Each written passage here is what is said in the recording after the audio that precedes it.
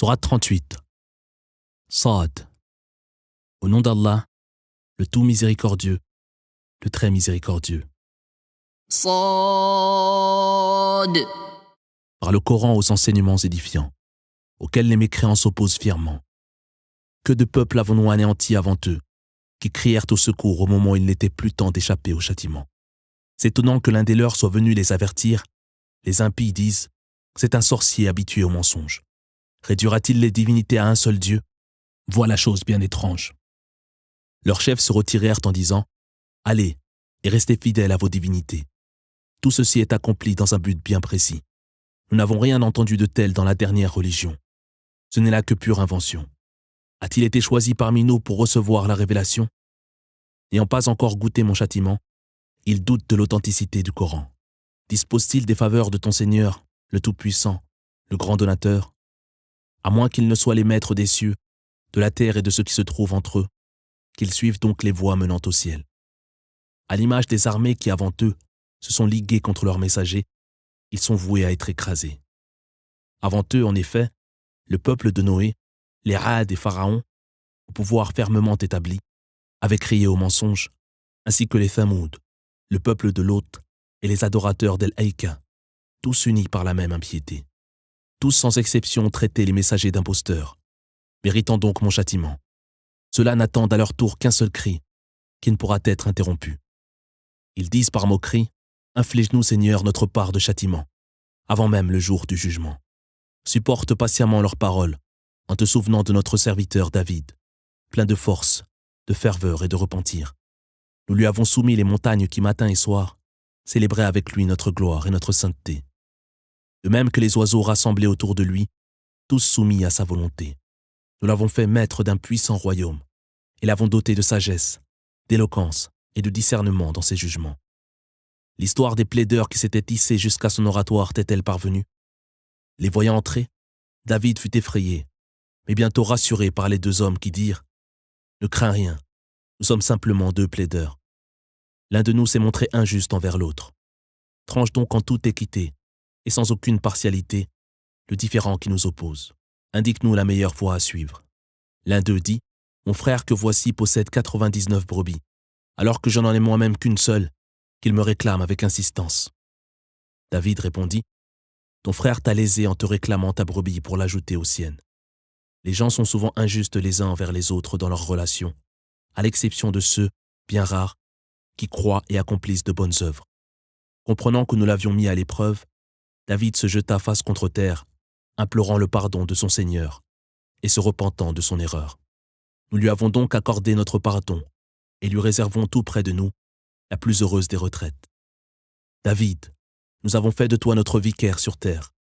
Rends donc justice en toute équité, sans jamais écouter tes passions qui pourraient te détourner de la voie d'Allah. Quiconque en vérité s'écarte de la voie du Seigneur est voué à un terrible châtiment pour avoir oublié le jour du jugement dernier. Ce n'est pas en vain, comme le pensent les païens, que nous avons créé le ciel, la terre et tout ce qui se trouve entre eux. Malheur donc à ceux qui rejettent la foi. Ils sont voués au feu de l'enfer. Allons-nous réserver à ceux qui croient et accomplissent le bien le même sort qu'à ceux qui répandent le mal sur terre ? Traiterons-nous de la même manière ceux qui craignent le Seigneur et les pécheurs ?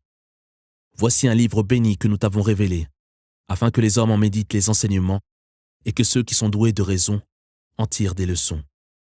À David, nous avons fait don d'un fils, Salomon, serviteur plein de dévotion et enclin à en repentir. Un soir, l'on fit défiler de magnifiques chevaux de race devant Salomon, qui dit « L'amour de ces chevaux m'a détourné du souvenir de mon Seigneur, jusqu'à ce que le soleil disparaisse à l'horizon. Qu'on me les ramène. » Il se mit alors à leur trancher les jarrets et les encolures. Nous avons éprouvé Salomon, en plaçant sur son trône un corps, avant qu'il ne revienne à nous plein de repentir. Il dit « Veuille Seigneur m'accorder ton pardon, et un royaume à nul autre pareil. C'est toi le grand donateur. » Nous lui avons alors soumis le vent, qui par son ordre, soufflait légèrement là où il le désirait, ainsi que des démons, bâtisseurs ou plongeurs, et d'autres encore retenus par des chaînes. Telles sont nos faveurs envers toi dont tu pourras bénéficier, ou priver qui tu voudras, sans avoir à en rendre compte. Nous lui réservons tout près de nous la plus heureuse des retraites. Mentionne également cette prière que notre serviteur Job adressa à son Seigneur. Satan m'a accablé de souffrances et de tourments. Frappe le sol du pied. Voici une source fraîche à laquelle tu pourras te laver et t'abreuver. Et par un effet de notre miséricorde, nous avons rendu sa famille 2 fois plus nombreuse, afin que les hommes doués de raison en tirent des leçons. Prends un faisceau de brindilles et frappe-en ton épouse, évitant ainsi de parjurer. Nous l'avons trouvé d'une patience exemplaire. Il fut un serviteur plein de dévotion et de repentir. Mentionne également nos serviteurs, Abraham, Isaac et Jacob, adorateurs fervents du Seigneur et si clairvoyants. Nous les avions pourvus d'une rare vertu, un attachement sincère à la demeure dernière. Ils sont auprès de nous, parmi nos élus les plus vertueux. Mentionne également Ismaël, Élisée et Dhul-Kifl, qui tous étaient du nombre de nos serviteurs les plus vertueux. Ceci est un rappel, à ceux qui craignent leur Seigneur, et réserver la plus heureuse retraite. Les jardins d'Éden, dont les portes seront devant eux grandes ouvertes, et où, accoudés, ils demanderont des fruits et des boissons de toutes sortes. Ils jouiront de la compagnie de femmes d'égale jeunesse, au regard chaste. Voilà donc ce qui vous est promis pour le jour des comptes. Ce sont là nos grâces envers vous, inépuisables et si parfaites. Il en sera ainsi, tandis qu'aux impies est réservée la plus infâme retraite, la géhenne où ils entreront pour y brûler. Et quel séjour abject! Qu'ils goûtent donc cette eau bouillante et cette boisson purulente, et beaucoup d'autres supplices et tourments de cette sorte. Voici un groupe prêt à nous rejoindre, qu'il ne soit pas le bienvenu. Il va entrer en enfer. Ce groupe répondra, vous-même ne soyez pas les bienvenus, car vous êtes la cause de notre présence en enfer. Et quel horrible séjour! Ils ajouteront, inflige Seigneur un double châtiment dans le feu à ceux qui sont la cause de notre présence ici. Les damnés se demanderont, pourquoi ne voyons-nous pas ces hommes qui à nos yeux étaient si misérables? Les avons-nous tournés en dérision à tort, ou bien échappent-ils simplement à nos regards? C'est réellement de cette manière que se disputeront les damnés de l'enfer. Dis, j'ai pour seule mission de vous avertir. Il n'est de divinité digne d'adoration qu'Allah, le Dieu unique, qui a soumis à son pouvoir l'ensemble de la création, le Seigneur des cieux, de la terre et de ce qui se trouve entre eux, le Tout-Puissant, le Tout-Clément. Dis, voilà une nouvelle d'importance, que vous accueillez pourtant avec indifférence. Des divergences qui opposèrent les êtres célestes, je n'avais aucune connaissance. Il m'est seulement révélé que je ne suis qu'un prophète, chargé d'avertir les hommes en toute clarté. Mentionne ces paroles adressées par ton Seigneur aux anges. Je vais créer un être humain à partir d'argile. Lorsque je lui aurai donné une forme accomplie et aurai insufflé en lui mon esprit, vous vous prosternerez devant lui. Tous les anges sans exception se sont soumis. Satan seul refusa par orgueil de se prosterner, se comportant en impie. Allah dit, Satan, qu'est-ce qui t'a empêché de te prosterner devant cet être que j'ai créé de mes mains?